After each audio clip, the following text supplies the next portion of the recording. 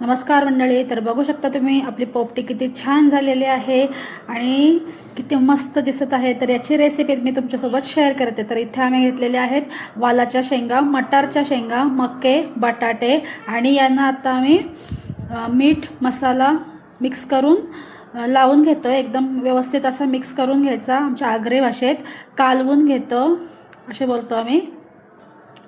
तर मीठ मसाला लावला ना मक्यांना मस्त चव लागते. मग मस्त अशा व्यवस्थित त्यांना सगळीकडे व्यवस्थित मीठ चोळून घेतला. आता इथे एक मटका घेतलेला आहे, मडका, आणि त्याच्यात घातलेला आहे मारबेटीचा पाला.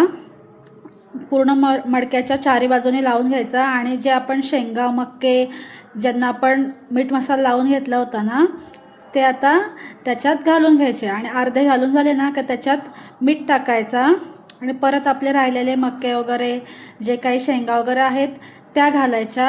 आणि हा जो पाला बघताय ना तुम्ही याला मारबेटीचा पाला म्हणतात आमच्याकडे, जो आपण आधी पण घातला होता आणि आता वरून पण घालायचा आणि ओला करून घालायचा. तो पाला धुवून घालायचा, व्यवस्थित पॅक करायचा आहे. ते बघू शकता इथे तुम्ही कशी प्रोसेस चालू आहे ती. कारण हा मडका आपल्याला उलटा ठेवायचा ना, ते पडायला नको म्हणून. जसा कडक कडक झालेला जो आहे ना पाला देठाकडचा त्याच्या, तो व्यवस्थित लावून घ्यायचा आणि पूर्ण पॅक करायचा, कारण खालून जास्त आग लागते.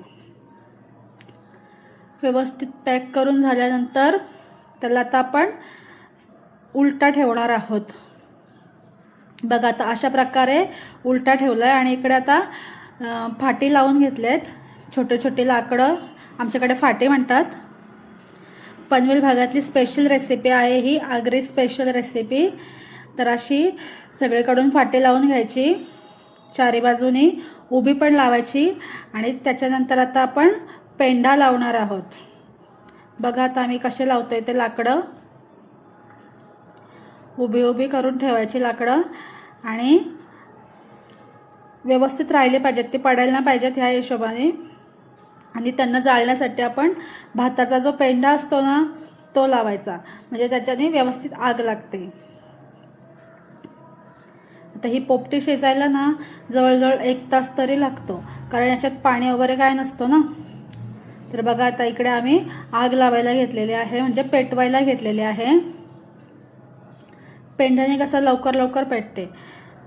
तर अंधारामुळे व्यवस्थित इतकं दिसत नाही, कारण आम्ही रात्रीचे 10:30-11 वाजता हे बनवत होतो.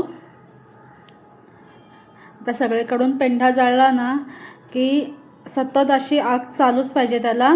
आपण मध्ये मध्ये पेंढा टाकत राहायचा, थोडी लाकडं पण टाकत राहायची आणि ही चालूच ठेवायची आग. अशी व्यवस्थित सगळे चारी बाजूने आग लागली पाहिजे. सगळीकडून पेटवायचं आहे त्याला. थंडीत शेकत शेकत ही पोपटी खायला खूप मस्त मज्जा येते. आम्ही सगळे घरातले अशी बाजूने बसलो होतो आणि एन्जॉय करत होतो. तर आता जवळपास 1 तास झालेला आहे. तर आता आपण चेक करूया. त्यासाठी आता काय ट्रिक वापरले बघा. हा मडका उचलायला जमत नाही ना, तो खूप गरम तापलेला असतो ना.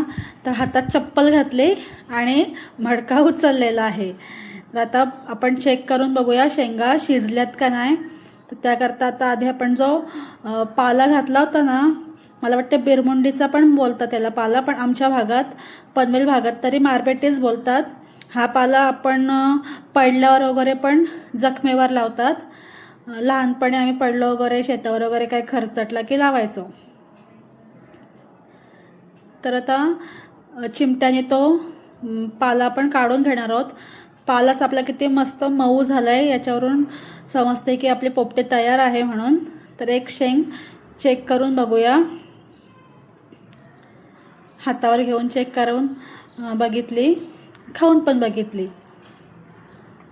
अजून 2-4 शेंगा काढते, ते पण आपण चेक करून घेऊ व्यवस्थित शिजलेत का नाही. तर तुमच्याकडे बनवतात का अशी पोपटी, मला नक्की कमेंटमध्ये सांगा.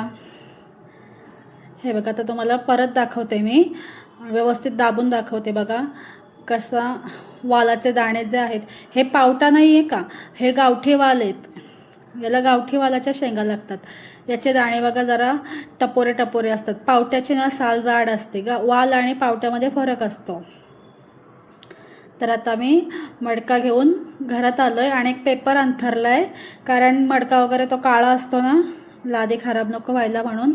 तर आता आपण ओतून घेऊया सगळ्या त्या शेंगा, बटाटे, मके. इतके छान शिजले होते ना. तर इकडे आम्ही सगळेच लागलोय कामाला. कोण पाला काढतोय तर कोण शेंगा काढतोय. तर छान असे पोपटे आम्ही एन्जॉय केली.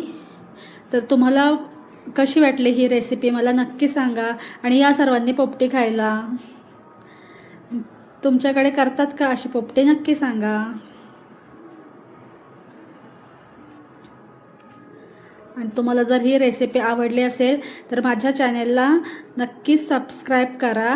आणि तुमच्या भागात काय बोलतात ह्या पाल्याला किंवा ह्या शेंगांना वगैरे नक्की सांगा.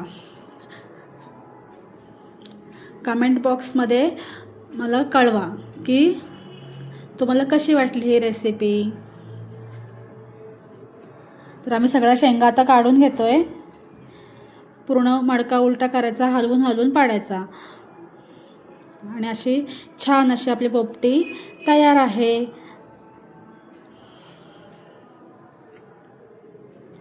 बघू शकता तुम्ही, मस्त अशी शिजले. Bye bye.